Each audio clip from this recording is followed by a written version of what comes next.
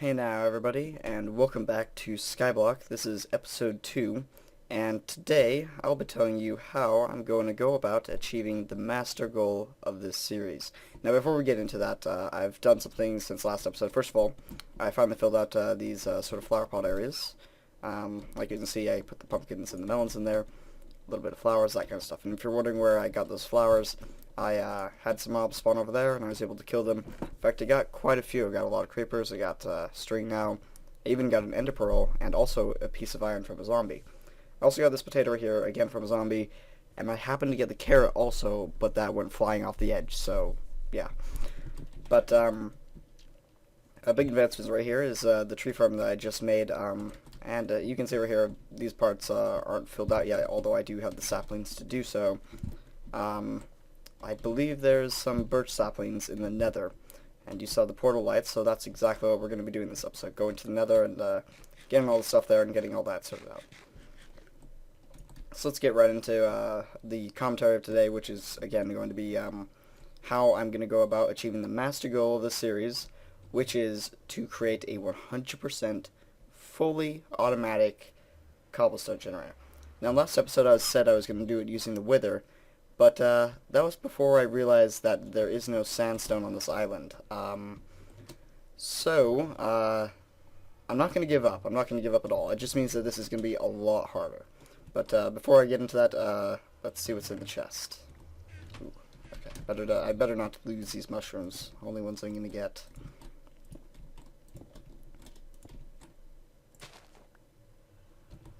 There we go. Good. And we got another piece of water, and a birch sapling, and some sugar canes. I like how it has the S on there, even though it's one. Okay, let's go back. Okay, so the first thing that we're going to need to do is create a infinite water source, because the next thing I'm going to be doing is making all of my farms. I don't have the carrots, so I can't do those ones, but basically everything else I have all the materials for that. But while I'm doing this, I'll tell you guys what my plans are for the cobblestone farm. So I said I wasn't going to be using it with a wither and that was going to be a lot harder. Yeah, it's going to be a lot harder. Basically what I need to do, the main thing that I need to do, is I need to get a creeper. I need to sort a creeper out of all the other mobs that I get from my mob farm. So, yeah, I'm going to be using creepers to blow up the cobblestone, but you guys might know of the system that Etho had, where he had skeletons shooting the creepers would attack the skeletons that explode above whatever material he needed to be destroyed, and I don't think he's finished with it yet, but I'm not going to be using that system. I found this system from another guy on YouTube. A link to his video will be in the description, because he's a genius. He used witches, and basically what he did is he got these two witches to start fighting each other, so they're both throwing potions at each other. He had a system where one of them couldn't hit the other one with the potions, but the other one could hit that one with potions. Basically, the idea revolves around the fact that witches can regenerate their health. So, one witch takes damage from the creeper, and the other witch takes damage from the other witch, and then they just regenerate the health, and they stay there forever doing the exact same thing. So you get the creeper, you drop her right down next to one of those witches, the witch that is being hit by the potions, and then the creeper will get hit by the potions as well, so the creeper will then be locked onto that witch that hit it with the potions. It'll get to the nearest point to that witch, which will be about 2 blocks away from it, 2 little pieces of obsidian in between the two, and then explode, and right next to where it explodes, there will be cobblestone. So that's where it's going to get all destroyed. So how I'm going to get the creeper out is the hard part. It's going to require a huge mechanism, and there's already mechanisms out there, but I'm doing mine without a cat. Now, I'm sure that there's like a jungle biome somewhere in this world, but I don't feel like, going all the way out there or getting grass there somehow. I guess the easiest way would be using Silk Touch, but I'm too lazy to even branch out to wherever this jungle biome might be, because I already know it's not in the general vicinity of the immediate area around this island. So I invented my own sort of play off of a mob farm. I've again found another guy on YouTube who had created his own mob farm, one that would work with 1.7 and then adapted his design to fit my needs. So how this is all going to work out is, first of all, he didn't have any of the baby zombies getting sorted out, so that's the first thing I need to do. I need to sort out all the zombie babies. That's the only thing I haven't done yet, but I'm sure there's a way out there. I need to sort out the zombie babies, but then you have the zombie babies that are ready on the chickens, so that will actually be the first thing. So those chickens will fly down and they'll hit a little patch of water, and then they'll just float on that water because they don't really have a velocity when falling, and they'll just be taken out of the system. Then somewhere along the line I'll take out the zombie babies, but then the next thing is it's going to be spiders. The spiders, of course, are the easy part, basically because they're only 1 block tall. I can just sort of have an area that's 1 block tall with water pointing into it, and they'll just flow in there, and the other mobs that are 2 blocks tall will just continue on their way.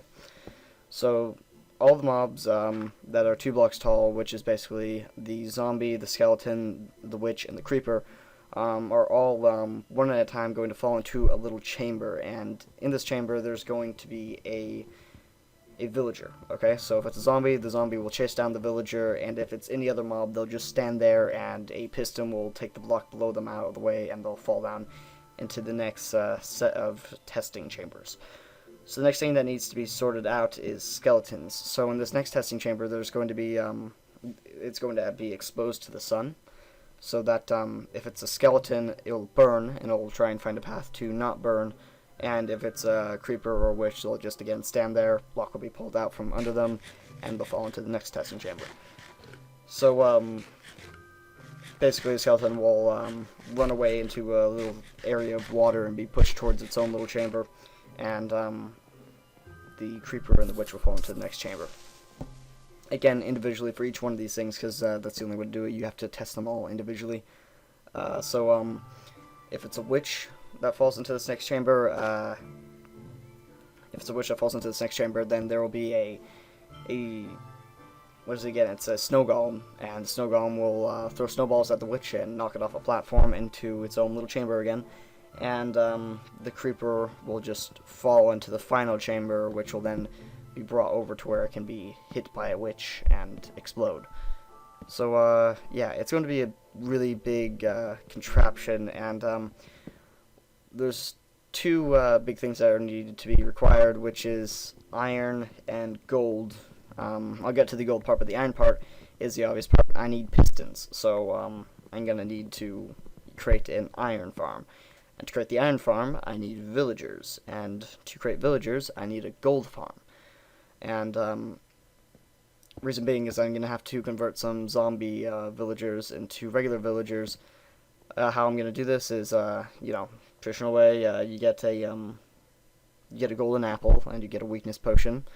You throw the weakness potion on the zombie villager and feed it a golden apple, and within about 5 minutes it'll be a villager. So I'm going to create a gold farm so I can get that gold for the golden apples. I guess I don't necessarily need to make a farm for it. I could just kill whatever zombie pigment I find, but making a farm is just going to be a lot easier. And another thing I'll need is a tree farm. I've already made that.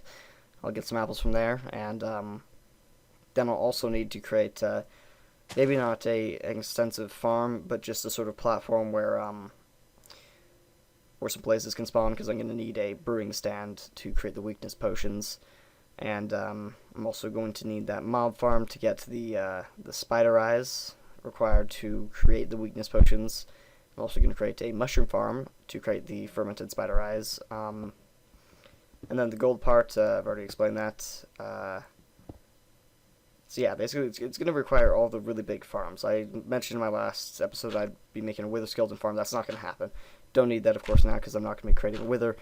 But it's still going to be a pretty big, complicated mess. Okay, guys, so that's all the commentary I have for today. I'm going to time-lapse the rest of this so you can see me finish up all these farms. And I'll see you guys next time.